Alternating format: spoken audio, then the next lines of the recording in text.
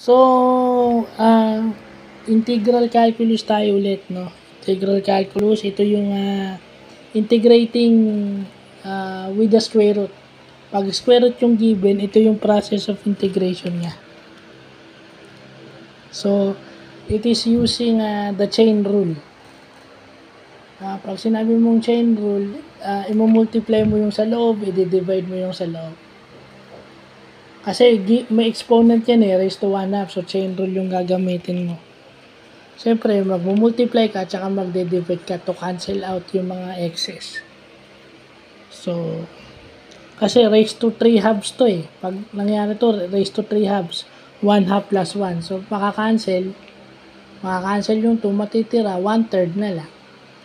Yun yung fractional, yung square root nun, yun yung magiging fractional part. Kasi ang kabaliktaran ng exponential form is yung fractional part. So, related. So, yun lang po.